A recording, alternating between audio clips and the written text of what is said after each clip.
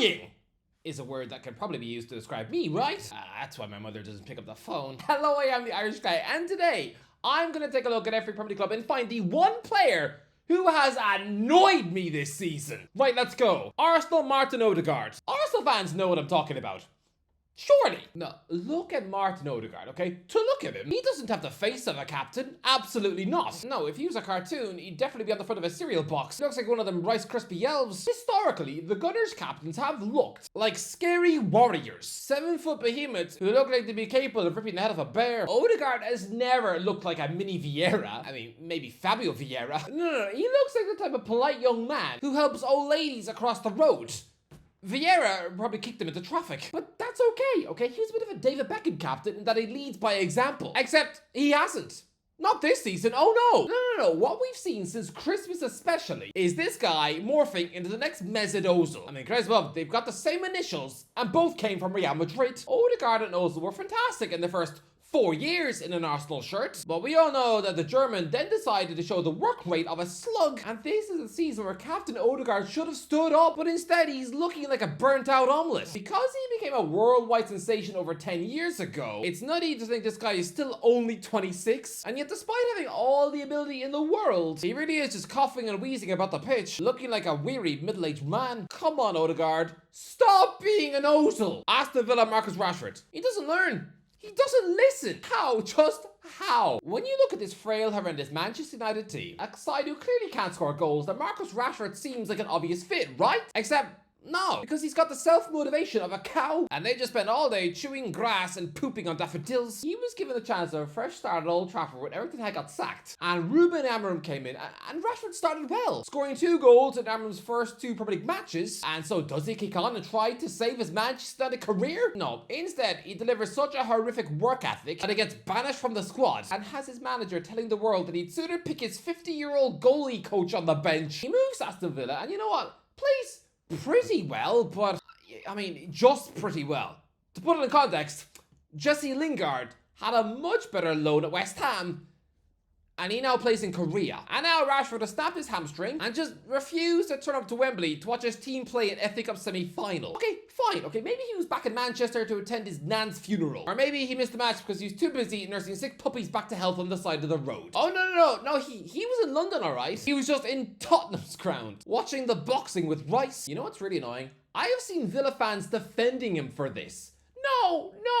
No, what are you doing? It's an FA Cup semi-final. I don't care that he was injured. Turn up to cheer on your mates. It's an FA Cup semi-final. Andy Carroll was at Newcastle's cup final, and he plays in France. Bournemouth, Milos Kerkez. Look, Milos Kerkez is a brilliant young Bournemouth left-back who has the world at his feet, but he's just one of those players who just can't seem to shut up about his future. All season long, this guy has been in the press. Back in December, he was saying on a live stream how he didn't want to join Liverpool, but now he's saying that he does? I don't know, I find it annoying and disrespectful. I remember this at Newcastle United every season. Whenever there was a star player doing well, they would be straight in the media expressing their desire to play for a Champions League club. For example, Johan Kabay actually went on strike. Brentford, none. Yeah, Brentford are the only club where none of their players have actually annoyed me this season at all. Brighton, James Milner. Words cannot express just how frustrated James Milner is making me. This is someone who 100% deserves to break Gareth Barry's all-time Premier League appearance record, considering this guy has been playing Premier League football since before the second Lord of the Rings film. Seriously, trying to stomach the fact he's been playing in the biggest league in the world since 2002, it's actually frighteningly insane. He must have the exact same work ethic as Cristiano Ronaldo. His fridge must be freakishly boring, because I'm guessing he hasn't even sniffed a slice of pizza since he was 10. I mean, for his 40th birthday party, oh, forget about cake. He'll probably have his wife just wedge some candles into a sad little cabbage. But this season, he has picked up the worst injury of his career at the worst time, right at the finish line, because his Seagulls contract expires this summer. And guess what? He has 16 appearances behind his old mate Barry. Come on, he began the season on fire, starting in wins over Everton and Manchester United, but by match day 3, he picked up a horrible thigh problem and is due to be released this summer. And there is absolutely no guarantee he gets another Premier League contract. I mean, Leeds United might like the romance of a return to get him over the finish line, but then again, they're currently weighing up whether or not to sack the guy who's about to win them the championship title. So clearly clearly they're not sentimental at all. Honestly, Milner, if he has to retire sitting second in that list, that's going to be annoying for me. Chelsea, Jadon Sancho. Jadon Sancho's entire Premier League career has been annoying. This is a winger with bags of pure ability, but sadly, he's also just the modern footballer. Someone who became a teenage millionaire and since then has just been extremely laid back, which is the reason his international career has been fed to a pig. Honestly,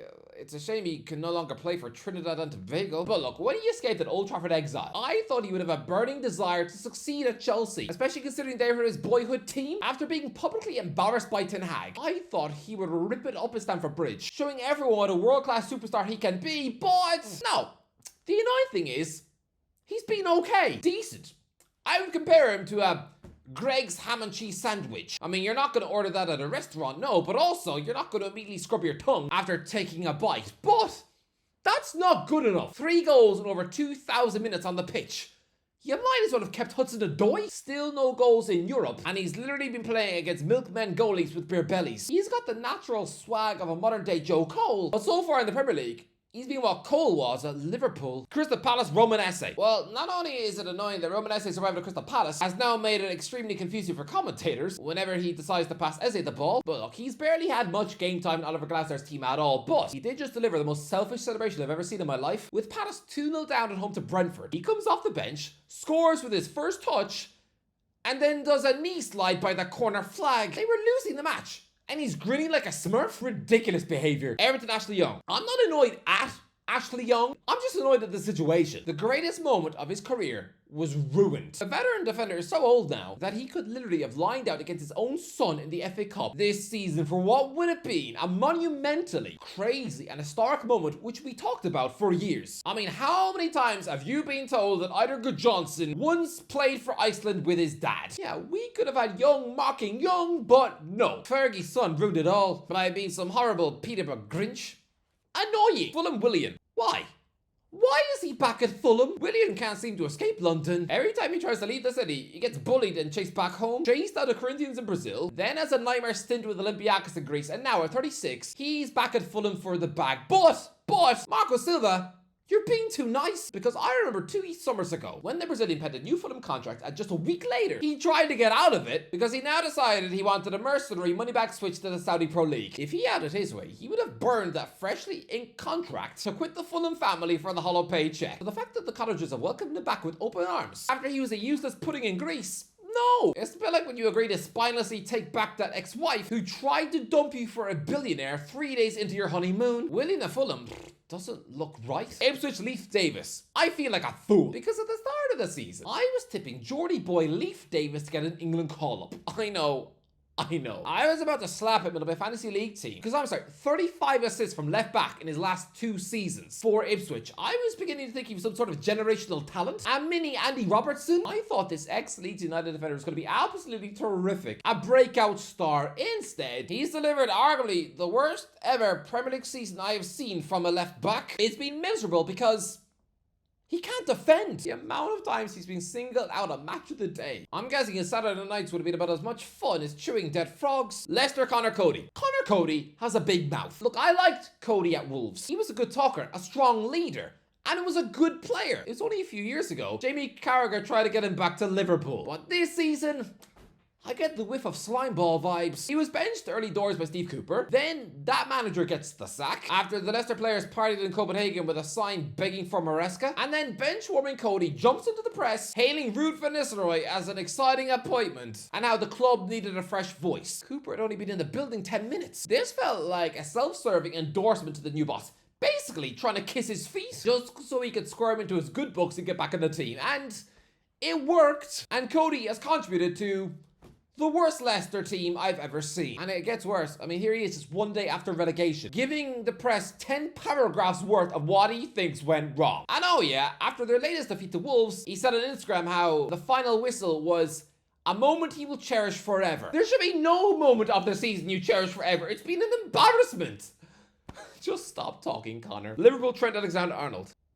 He still hasn't said anything. All season long, Trent Alexander-Arnold has refused to sign a Liverpool contract and yet has not told the supporters that he's off. His move to Real Madrid is the worst kept secret in the world. But just be honest about it. Instead, he scores against West Ham and does the chirping celebration. But why? Are you not leaving then? But you are! I remember Cristiano Ronaldo being unable to shut up about his desire to play for Real Madrid. But Trent, he's being about as quiet as a ladybug. It's annoying, isn't it? Man City Savinho. Savinho is a strange one. When Man City signed this Brazilian flair player winger from Troyes after his mega sensational season for Girona, I thought he was going to be a brilliant signing, and so did Pep. Look, he's not been a flop. No, 12 assists is not bad for a debut season in English football, but he's only shown his brilliance in spurts. This guy had a purple patch over Christmas where he looked unstoppable. 3 assists in 1 match against West Ham, but he also went 11 Premier League games without a single goal contribution. He stuck on just 1 Premier League goal and has started nearly 20 matches on the bench. 8 times he wasn't even asked to come off the bench. I know there's a scary player in there, but so far it's been annoyingly inconsistent. He's just a better Anthony. Man United Mason Mount. Mason Mount's career annoys me. This is a Champions League winner. Don't forget that. He's someone who was literally crowned a champion of the world as Chelsea's star player. He completed football. He was seen as the cool mate in the Rice bromance. Yeah, then he moved to Manchester United, and you can forgive him 1 injury hit campaign, but this time out, he still hasn't got his wonky hamstring in check. He started 3 league matches this season. He's only completed the full 90 minutes in the Manchester United shirt once, 18 months ago, in a 3-0 home defeat to Newcastle in the League Cup. He has been utter wet porridge. It's frustrating because he has got a major ability, but he turns 27 soon, and his England career is in the bin, despite him being papped out 2 months ago on a night out with Tuchel. Oh, you don't get more desperate than that. This man literally wears the most important number in Manchester United history on his back, and yet he's just soggy banana crumbs. Newcastle Odysseus Vlachodimos. This just confuses me. Everything about Odysseus Vlachodimos' presence at Newcastle United hurts my head. It makes no sense. He might just be the most mysterious signing in Newcastle United history, because apparently the club paid Nottingham Forest £20 million. What? Newcastle needed to sell Elliot Anderson to balance the books, but Forest demanded they take the Greek goalie too. Newcastle have given a 5-year contract to someone they don't want. The club talked Martin Dubravka out of quitting mid-season for Saudi, so Vlachodimos really is just the 3rd choice goalie. How many 3rd choice goalies play for their nation? He's still number 1 for Greece. He's a 31-year-old who played over 200 times for a European giant like Benfica, and yet he's not even deemed good enough to make the Magpies bench. His entire season has just been 45 minutes of playing against Wimbledon. That's it. I feel bad for him. Newcastle already have a 3rd choice goalie in the waiting, John Ruddy. They really don't need this guy. I feel so bad for him. It's his entire £20 million arrival. It seems incredibly murky and dodgier than Late Night Lunch with Sigurdsson. Nottingham Forest, Ibrahim Sangari. Injuries.